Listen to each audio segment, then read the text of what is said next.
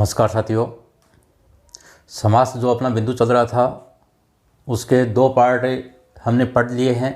4 समास पढ़ लिए हैं, 2 समास और बचे हुए हैं, वो आज हम इस वीडियो में पढ़ेंगे। तो 5वां जो समास था वो था क्रमधारी समास। देखो, जो 10th क्लास की एग्ज़ाम होती है, बोर्ड एग्ज़ाम होती है, उसमें तो सीधी सीधी परिभाषा भी पूछी जा सकती है। क्रमधारी किसे कहते हैं, उसकी परिभाषा लिखिए। तो आपको परिभाषा भी याद करनी है। तो परिभाषा देखिए, जिस समास में विशेषण विशेष्य तथा उपमेय उपमान होता है उसे कर्मधारी समास कहते हैं। या तो विशेषण और विशेष्य होता है या उपमेय या उपमान होता है, उसे कर्मधारी समास कहते हैं। विशेषण संज्ञा व सर्वनाम की विशेषता बताने वाले शब्दों को विशेषण कहते हैं, और जो संज्ञा और सर्वनाम होता है वो विशेष्य कहलाता है। तथा उपमेय उपमान जिस वस्तु की विशेषता बताई जाती है, जिस वस्तु की तुलना की जाती है, उसे उपमेय कहते हैं, और जिस वस्तु से तुलना की जाती है उसे उपमान कहते हैं। नोट्स में मैंने ये परिभाषाएं लिखी है, तो डिस्क्रिप्शन बॉक्स में जाकर आप देख सकते हैं। अब देखिए, विग्रह करने पर समास का क्रमधारी जो समास है उसका विग्रह करने पर, समास विग्रह करने पर है जो दो पदों के बीच में है जो लगता है, किसके बीच में, विशेषण और विशेष्य पद आता है तो उसमें तो है जो लग जाएगा, और के समान है जो और रूपी जो है, ये विग्रह में उपमान और उपमेय जब आते हैं उसके बीच में लगे जाता है। अब देखिए, इसको 2-3 भागों में पढ़ेंगे। पहला है गुणवाचक विशेषण। इसमें पहला पद जो होता है वो क्या होता है, गुणवाचक विशेषण का होता है, और दूसरा पद क्या हो गया, विशेष्य का हो गया। अब देखिए, इसमें कैसा और कैसी प्रश्न का हल होता है। प्रश्न किया जाता है कैसा या कैसी, उसका उत्तर इसमें आता है। देखिए कैसे, महासागर, इसका विग्रह हो जाएगा महान है जो सागर। सागर कैसा, कैसा का उत्तर आएगा इसमें महान है। काली मिर्च, काली है जो मिर्च, मिर्च कैसी है, काली, कैसी का उत्तर आ गया। तो इसमें कैसा या कैसी का उत्तर आता है। और उपमेय उपमान का विग्रह करने पर क्या लगता है जो विग्रह में लगता है। अब देखिए, विशेषण और विशेष्य देखिए। मिर्च क्या है, यहाँ नाम है किसी वस्तु का, तो नाम है तो संज्ञा हो गई। संज्ञा की विशेषता बताने वाले शब्दों को क्या कहते हैं, विशेषण कहते हैं। या काली किसकी विशेषता बताई जा रही है, मिर्च की विशेषता बताई जा रही है, तो काली यहाँ पर क्या हो गया, विशेषण हो गया, और मिर्च यहाँ पर क्या हो गया, विशेष्य हो गया। अब अगला देखिए, भ्रष्टाचार। भ्रष्ट है जो आचार, आचार का मतलब व्यवहार, आचरण। अब देखिए, पीतांबर, पीत है जो अंबर, तो अंबर कैसा है, पीत यानी पीला है। तो विग्रह करने पर कैसा और कैसी का उत्तर आता है, और विशेषण और विशेष्य अगर शब्द पद आए हुए हैं तो विग्रह करते तो है जो लग जाएगा, और उपमान और उपमेय आते हैं तो के समान है जो या रूपी शब्द लगे जाता है। अब आगे देखिए। तो मित्रों, अगर चैनल को सब्सक्राइब नहीं किया है तो तुरंत सब्सक्राइब कर लीजिए, जिससे आगे के जो वीडियो है वो आपको मिलते रहे। नए नए वीडियो अब इसमें आने वाले हैं। व्याकरण के बहुत सारे टॉपिक जो अभी बचे हुए हैं उनके वीडियो आएंगे, तो चैनल को सब्सक्राइब कर लीजिए। अब दूसरा, उपमान और उपमेय के आधार पर क्रमधारी के उदाहरण देखिए। यानी जहाँ पर उपमा अलंकार होता है वहाँ पर भी क्रमधारी समास होता है। अब देखिए, इसमें दो शब्द है, उपमान और उपमेय। उपमान जिस वस्तु से तुलना की जाती है, उपमान किसे कहते हैं, जिससे तुलना की जाती है उसे उपमान कहते हैं, और उपमेय जिसकी तुलना की जाती है उसे उपमेय कहते हैं। तो पहले क्या आएगा, उपमान आएगा, और उसके बाद में उपमेय आता है। तो कौन सा अलंकार होता है, देखो अलंकार का भी एक ये प्रश्न बन गया, कंपटीशन में पूछा जा सकता है कि पहला पद उपमान हो और दूसरा पद उपमेय हो, वहाँ कौन सा अलंकार होता है, उपमा अलंकार होता है। तो उदाहरण देखिए, मृग नयनी, मृग नयनी, मृग के समान नयनों वाली, दो पद हो गए, मृग और नयनी। पाषाण हृदय, पाषाण के समान हृदय। अब देखो यहाँ पर ये क्या है, दूसरा पद उपमेय है। इसकी तुलना किससे की जा रही है, पाषाण से की जा रही है। तो जिससे तुलना की जाती है वो क्या होता है, उपमान होता है, और जिसकी तुलना की जाती है वो क्या होता है, उपमेय होता है। अगला देखिए, चंद्रमुख, यहाँ मुख की तुलना की जा रही है, किससे की जा रही है, चंद्रमा से की जा रही है। तो यहाँ मुख क्या है, उपमेय है, और चंद्र क्या हो गया, उपमान हो गया। समास विग्रह देखिए, चंद्र के समान मुख, ज्वालामुखी, ज्वाला के समान मुख। अब आगे देखिए तीसरा, इसी में उपमेय और उपमान, अगर पहला पद उपमेय आ जाए और दूसरा पद उपमान हो तो वहाँ कौन सा अलंकार होता है, रूपक अलंकार होता है। उदाहरण देखिए, चरणारविंद, चरण रूपी अरविंद, रूपक अलंकार जो है उसमें क्या लगता है, विग्रह करने पर रूपी शब्द लगता है, और उपमा अलंकार में के समान लगता है, चरण रूपी अरविंद। अब देखिए यहाँ पर तुलना किसकी की गई है, चरण की, यानी चरणों की तुलना की गई है। तो जिसकी तुलना की जाती है वो क्या होता है, उपमेय, और जिससे तुलना की जाती है वो क्या होता है, उपमान। यहाँ अरविंद से चरणों की तुलना की गई है, तो चरण रूपी अरविंद। संसार सागर, वैसे रूपक अलंकार जो होता है उसमें उपमेय और उपमान में अभेद आरोप किया जाता है, दोनों को एक ही मान लिया जाता है। तो संसार सागर में संसार रूपी सागर। अब देखिए, ये देखिए आप, मुख चंद्र, ऊपर वाले में चंद्र क्या आया था, पहले आया था, और मुख बाद में। अब इसमें देखिए, मुख पहले आ गया और चंद्र बाद में आ गया। तो यहाँ पर मुख जो है वो क्या है, उपमेय था, इसमें भी क्या है, उपमेय था, और चंद्र क्या हो गया, उपमान। तो पहला पद उपमेय आए और बाद वाला उपमान आए तो रूपक अलंकार, उसमें बीच में क्या लग जाएगा, रूपी लग जाएगा। और पहले उपमान आए और उसके बाद में उपमेय आए तो उपमा अलंकार, उसमें के समान बीच में लग जाएगा। मुख रूपी चंद्र। क्रोधाग्नि, क्रोध रूपी अग्नि। तो ध्यान रखना, जहाँ पर उपमान और उपमेय आए तो उपमा अलंकार के उदाहरण हो गए, उनके बीच में के समान क्रमधारी में आ जाएगा। उपमेय और उपमान इस रूप में आया तो रूपक अलंकार हो जाएगा, क्रमधारी का उदाहरण, और उसमें रूपी लगे जाएगा। अगला और अंतिम समास देखिए, छठवां, बहुव्रीहि समास।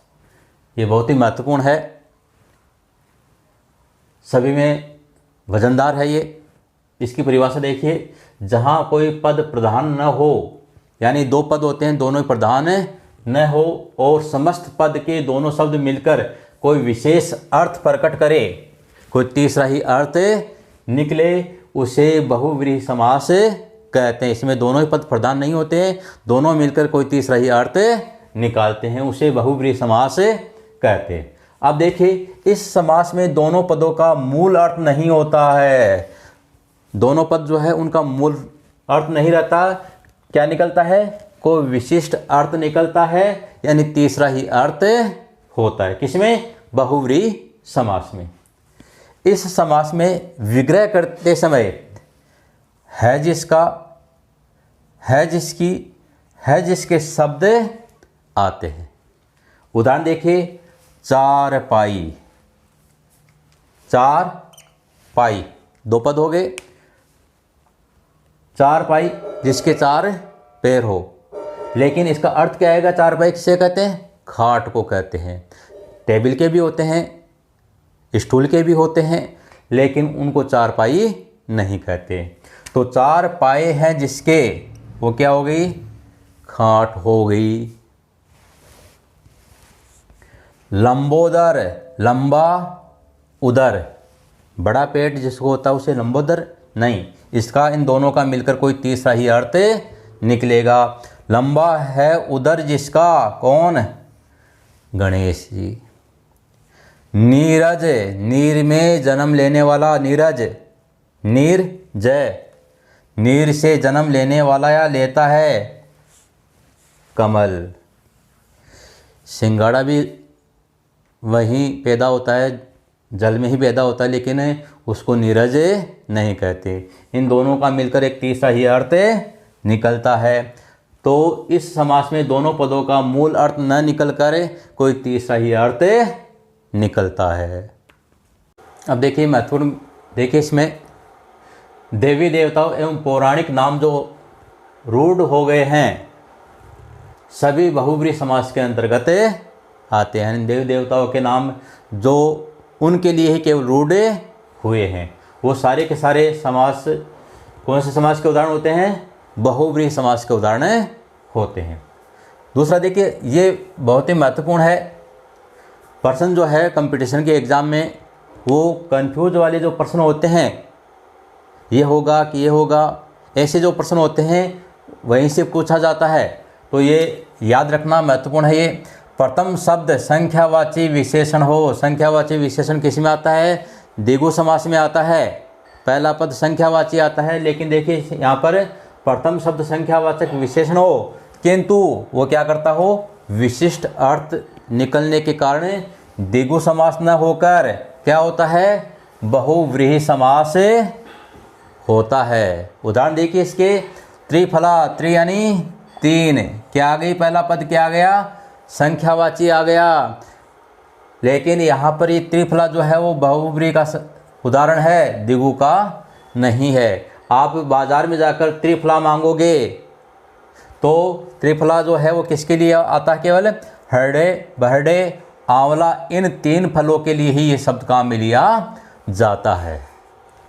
अगला देखिए, त्रिवेणी, गंगा, यमुना, सरस्वती का जो संगम स्थल है उसको ही क्या कहते हैं? त्रिवेणी कहते हैं। और जो नदियों का संगम होता है उसको त्रिवेणी नहीं कहते हैं।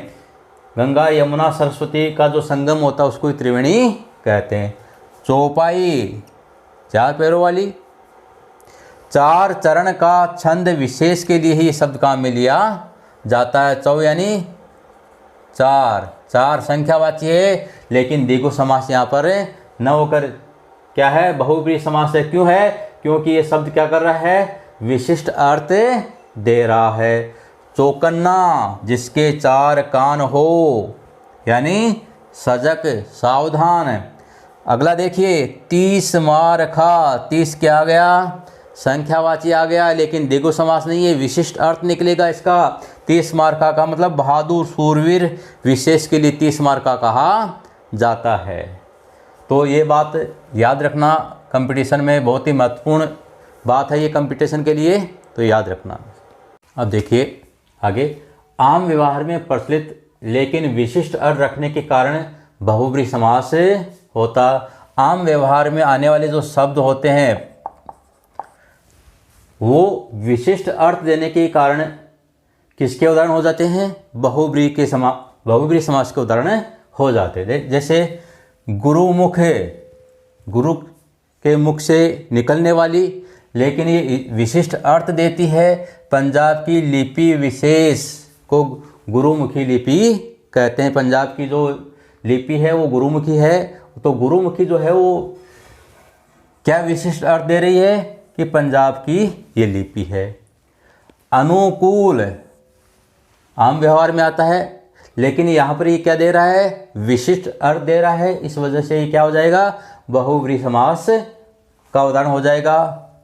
विग्रह देखिए, कूल, कूल यानी किनारे की ओर आने वाला, अनुकूल किनारे की ओर आने वाला। लेकिन इसका अर्थ क्या निकलेगा, विशिष्ट अर्थ क्या होगा, पक्ष में या समर्थन में। वह व्यक्ति तो मेरे अनुकूल है, मेरे समर्थन का है, मेरे पक्ष का, ये इसका विशिष्ट अर्थ हो गया। अगला देखिए, राजपूत, राजा का पूत। अगर राजा का पूत यहाँ तक देखते हैं तो तत्पुरुष समास है, लेकिन राजपूत जो है आजकल विशिष्ट अर्थ देने के कारण क्या हो गया है, बहुब्रीहि समास का हो गया। और इसका विशिष्ट अर्थ क्या होगा, जाति विशेष, एक राजपूत जाति जो है उसके लिए राजपूत शब्द काम में लिया जाता है। आजकल राजा का जो पूत है ये इसका अर्थ नहीं है, इसका विशिष्ट अर्थ निकलता है जाति विशेष। अगला देखिए, ऊट पटांग, ऊट पर टांग।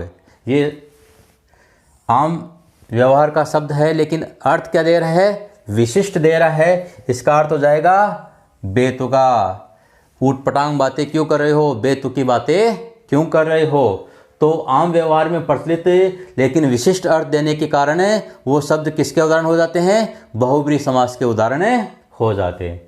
अब आगे देखिए, दो शब्दों से बनी व्यक्तिवाचक संज्ञा जो है वो भी किसका उदाहरण होती है, बहुब्रीहि समास का उदाहरण होती है। मंद उदर, मंदोदरी, मंद उदर दो शब्दों से मिलकर बना है, और मंदोदरी जो है वो क्या हो गई है, व्यक्तिवाचक संज्ञा हो गई है। इसका विग्रह देखिए, जिसका उदर, उदर यानी पेट, मंद यानी दुबली पतली, जिसका पेट जो है वो क्या है, दुबला पतला हो, यानी रावण की पत्नी। रामायण दो शब्दों से मिलकर संज्ञा बनी है, व्यक्तिवाचक संज्ञा है। राम का अयन, अयन यानी मार्ग, मार्ग है जो एक पुस्तक का नाम। दिनकर दो शब्दों से मिलकर बना है, व्यक्तिवाचक संज्ञा है, तो बहुब्रीहि समास का उदाहरण हो गया। विग्रह देखिए, दिन को करने वाला कौन, सूर्य। दिनकर किसके लिए आता है, सूर्य के लिए। रामायण किसके लिए आती है, एक पुस्तक का नाम है। और मंदोदरी रावण की पत्नी। तो जो दो शब्दों से मिलकर व्यक्तिवाचक संज्ञाएं होती है वो भी बहुब्रीहि समास का उदाहरण होती है। अब देखिए, बहुत ही महत्वपूर्ण बात बताने जा रहा हूँ जो कंपटीशन में अक्सर आती है। समास की पहचान उसके प्रयोग पर निर्भर करती है। समास की पहचान जो है वह उसका जो प्रयोग किया गया है उस पर निर्भर करती है। देखिए, चतुर्भुज जो शब्द है इसके दो अर्थ निकलेंगे, दोनों में अलग अलग समास आएगा। चार भुजाओं का आयत, अर्थ निकलता है चार भुजाओं का आयत, तब तो क्या हो जाएगा, द्विगु समास हो जाएगा। चतुर्भुज का क्षेत्रफल ज्ञात कीजिए, तब तो क्या हो जाएगा, वहां चतुर्भुज जो आया वो आ जाएगा द्विगु समास में। चार भुजाओं का देवता विष्णु, ये किस में आ गया, बहुब्रीहि समास में आ गया। तो इसके प्रयोग पर निर्भर करता है कि कौन सा समास है। एक उदाहरण और देखिए, गोदान, गाय का दान, अर्थ करते हैं गाय का दान, तब हो जाता है तत्पुरुष समास। हमें ब्राह्मणों को गोदान करना चाहिए, तब तो क्या आ जाएगा, गोदान का अर्थ गाय का दान, तत्पुरुष समास। गोदान प्रेमचंद का बहुत ही महत्वपूर्ण उपन्यास है। यहाँ गोदान का अर्थ प्रेमचंद का जो उपन्यास उस रूप में आया है, तो वहां पर क्या हो जाएगा, बहुब्रीहि समास हो जाएगा। अगला देखिए, पीतांबर, पीत है जो अंबर, अर्थ आ जाएगा तो कर्मधारय समास हो जाएगा। वह जिसके पीत है अंबर विष्णु, तब क्या हो जाएगा, बहुब्रीहि समास हो जाएगा। ये बात आप विशेष तौर पर ध्यान रखना। अब देखिए, अगर वस्तुनिष्ठ जो प्रश्न होते हैं, वैसे वाले जो प्रश्न होते हैं, उनमें अगर पीतांबर दिया हुआ शब्द आता है, केवल पीतांबर शब्द आता है और उसमें दो ऑप्शन आते हैं, कर्मधारय भी आ गया और बहुब्रीहि समास भी आ गया, तो आपको वहां पर क्या करना है, बहुब्रीहि समास ही करना है। ध्यान रखना, वहां कर्मधारय न करके आपको क्या करना है, बहुब्रीहि समास करना है। आप देखिए 10वीं की जो बोर्ड एग्जाम होती है उसमें तो सीधा सीधा प्रश्न दिया हुआ आता है, पीताम्बर शब्द में कौन सा समास है उसकी परिभाषा लिखिए। तो पीताम्बर में आपको क्या करना है, बहुब्रीहि समास करना है और उसकी परिभाषा लिखनी है। पूछ लिया कर्मधारय समास किसे कहते हैं, उदाहरण सहित उसकी परिभाषा लिखिए। तो इस प्रकार से बोर्ड एग्जाम जो 10वीं की है उसमें तो ये 2 नंबर का आएगा, और कंपटीशन में तो हर प्रकार से पूछा जा सकता है, हर पंक्ति से प्रश्न बनता है। तो आज ये समास का जो टॉपिक है, बिंदु है, ये समाप्त होता है। और मुझे विश्वास है कि अब आपका समास का जो प्रश्न है वो कभी गलत नहीं होगा। इसको विस्तार से देख लीजिए, पढ़ लीजिए, तो आपका प्रश्न बिल्कुल भी गलत नहीं होगा। धन्यवाद।